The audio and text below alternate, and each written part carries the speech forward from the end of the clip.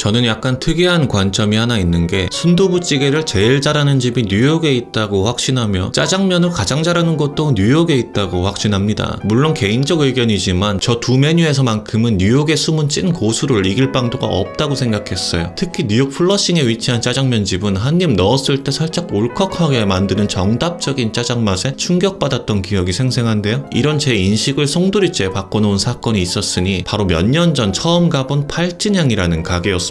문제의 메뉴는 무려 15,000원짜리 메뉴인 올리브 소갈비 짜장면이었는데 저는 진짜 한국에서 10,000원 이상의 짜장면을 먹는 것은 제 인생 가치관을 깨부수는 일이라 이 가게를 데려온 어머님 아버님께 당장 자리를 옮기자며 난리를 치고 싶었으나 저는 불효자가 아니기 때문에 모든 분노를 꾹꾹 누르며 그렇게 참기만 했던 것입니다. 심지어 짜장면이 15,000원인 집답게 군만두도 15,000원이라 저는 혀를 내두르며 탕수육은 상상조차 하지 못하고 그냥 짜장면 3개만 먹는 것으로 합의를 하였습니다.